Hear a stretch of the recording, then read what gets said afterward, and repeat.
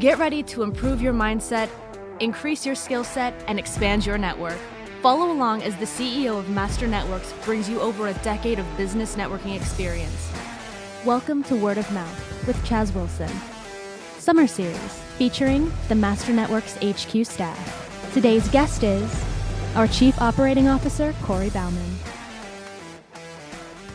So on the way to the office today, I was listening to the radio as I'm driving in, and I'm listening to this interview regarding, it was specifically talking about the restaurant industry and how they're struggling, the hospitality, I should say, hotels, restaurants, etc., are struggling right now to find and keep good employees. And the discussion was around pay and the work environment.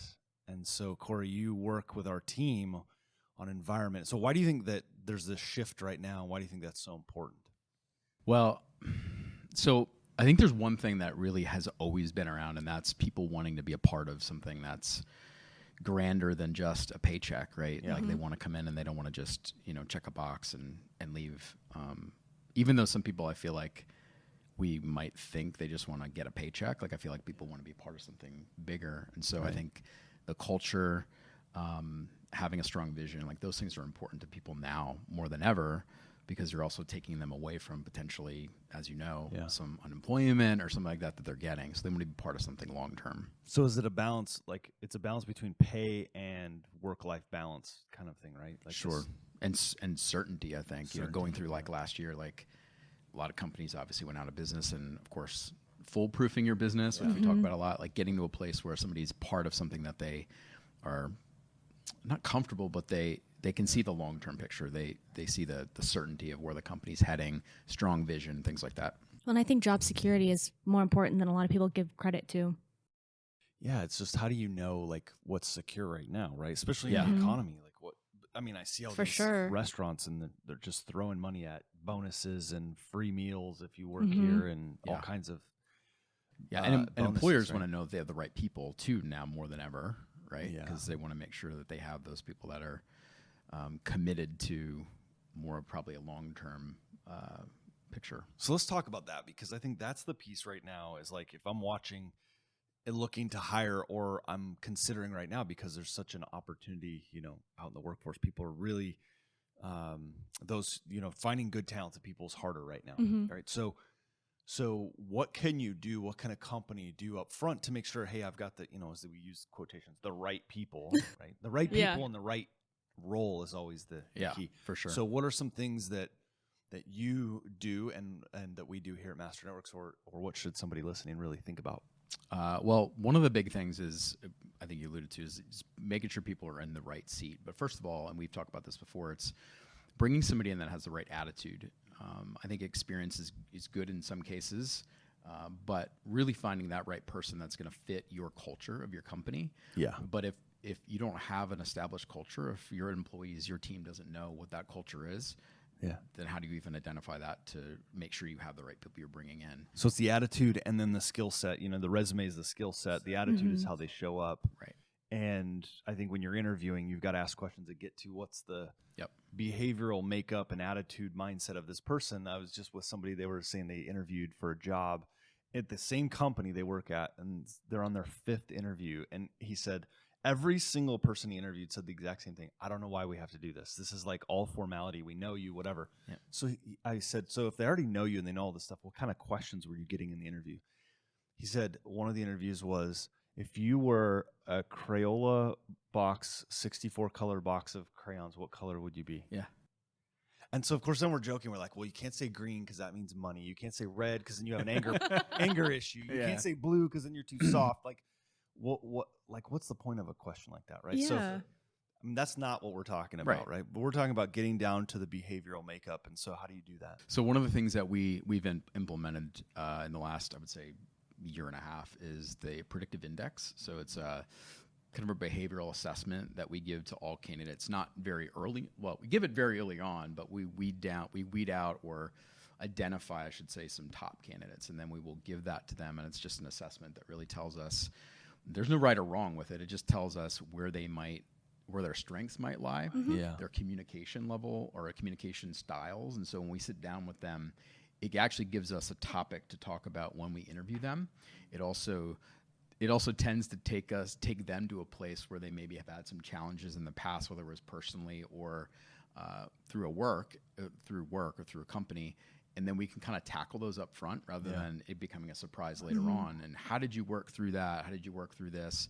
It just helps us get a really good kind of assessment of what their behavior might be, where they might excel in a work environment. And how accurate do you think these are? Like when you're sitting down with somebody and you go through a PI, a predictive index, how accurate? They're very accurate. And oftentimes I tell them, go home and give the one you've taken to your spouse or to somebody in your family, a good friend of yours. And most of the time they will come back and say, yeah, that nailed it. Like it really nailed it. Yeah. With how quick and simple it is too, it's ridiculous how accurate it is. Yeah. But so do I need to do something like this, or can I just sort of go off my gut on some this? of it is gut, honestly. I mean, we've hired, and so then why ends up being gut, why do a PI then, you think? Well, because I feel it gives a good assessment of how that person's going to fit into our team has a specific identity through the predictive index. It allows us to see like, how is your team structured and where are they going to fit in? It doesn't mean they have to be exactly like everyone else, but then is that really going to fit their role?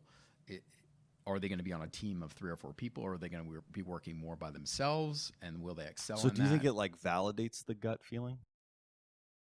I think so. Yeah. Yeah, I do. Like this person's going to work or not, and then we can kind of validate that through the process of uncovering and asking questions through. I mean, we've had people that we've interviewed that we haven't hired that we've taken through the PI, and they were appreciative of the fact that they got to go through that, you know, that kind of thing. So I mean, ultimately, when you bring somebody into your team anyways, it affects the dynamic of that team. Right. So I feel like having something concrete that you can reference how it might change the dynamic of that team up front could save you some work down the line. So it's interesting because it gives you a like a moniker, right? Based on your behavioral style, this little icon and name. And you're captain, and guardian, which is a lighthouse. Yeah, it makes sense though, icon. Right? Yeah, right. And mine's a maverick, so apparently I have a need for speed, and I have to go fast, which makes sense. But now that we have a PI assessment and everybody on the team, like you can even see it in kind of a pie chart. Yep. How do you use that then to create culture and environment, right, with the team on a day-to-day basis? Yeah, I think one of the biggest challenges or opportunities that companies have is to increase their communication, and I think it allows us to sit down and go, like, I'll just use an example. So I know her communication style is very much like if we have a meeting and she's in our meetings, right? Yeah. So if we have a meeting, she's the one that nails us down at the end to know when does this, what are we doing now? What's the action, because we may be thinking too big or not too big, but we're thinking big, right? And we know that's her communication style. That's her strength. And so we're aware of it, and it's a value add to it. But it's also because of that guardian, she's protective of what we walk out with. So it's like, right, so we have an idea, but you're going, okay, I understand the idea, but that's not where your mind goes to the, and again, it's just understanding it. You go to, okay, how are we going to present this in a way that's protects you guys, protects the company, I can see the vision of what you're laying out there, but how do we now put that out and protect it and all that kind of stuff? So what's been really cool too is now that we've implemented it and we've done, there's, one of the things that's important to us is team training. So once a month, we'll lead a team training, and we use the Predictive Index to walk us through some exercises that will help us learn more about each other, how we can excel as a team, where some of the stumbling blocks might be, where we get hung up if we're trying to implement something. So it's been valuable, and in fact, it really has become part of our culture, and we joke around about it, but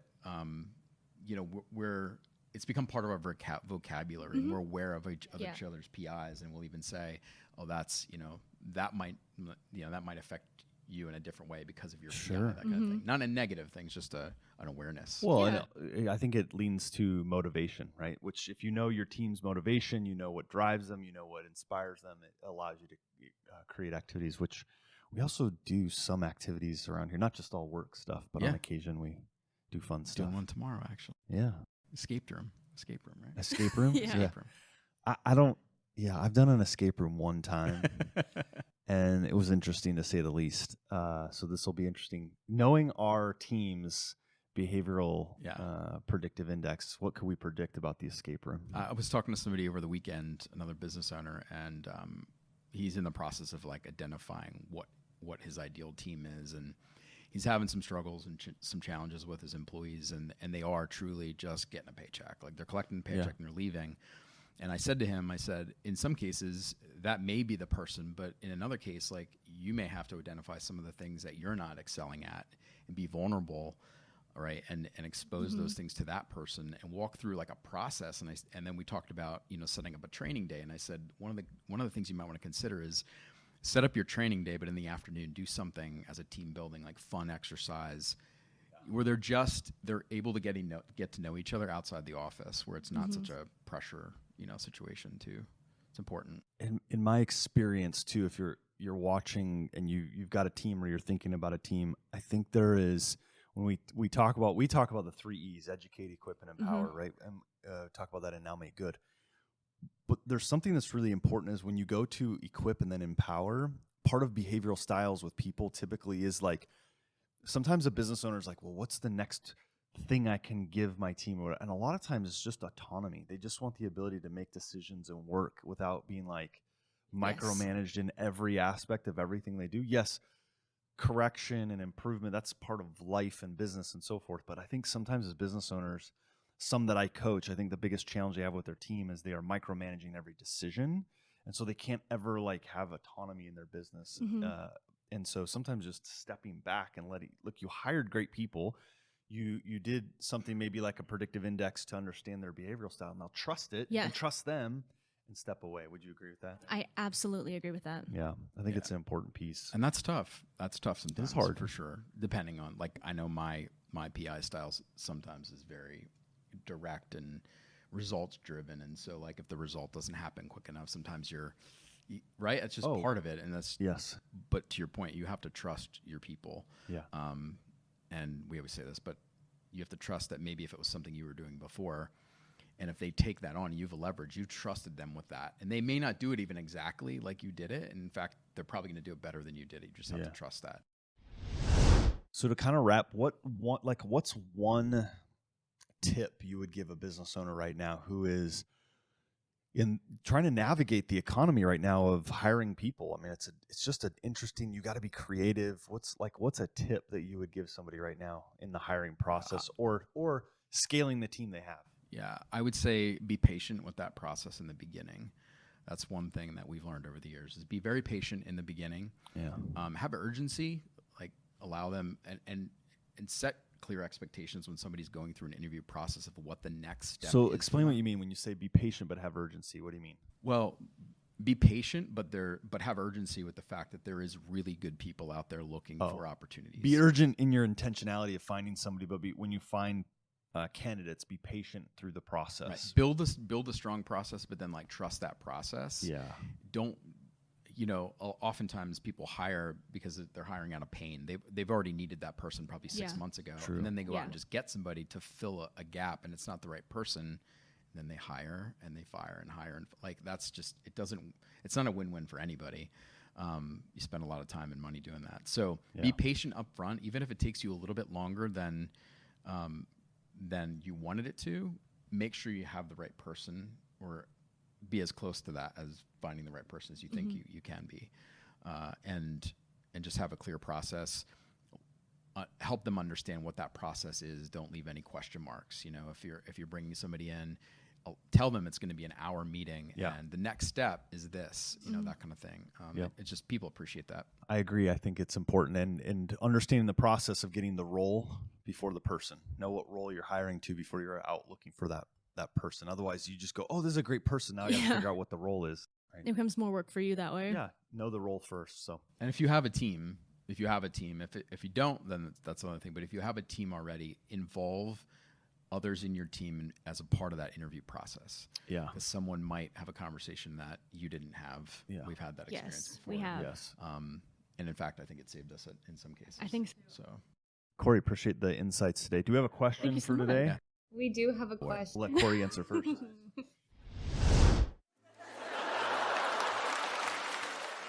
Do you stay indoors or outdoors more during the summer? We already know what my answer is. It's fine. Yeah. We're good. I'm outdoors all the time, so it doesn't matter the weather. I'm outdoors all the time. Oh, indoors. All the time. She's indoors regardless of the season. Yeah, regardless of the season. Probably a balance, do a lot of activities, and then when I'm not doing those activities, I'm indoors because it's just hot here. It's hard in the It is Texas hot. heat, but Yeah. Good question.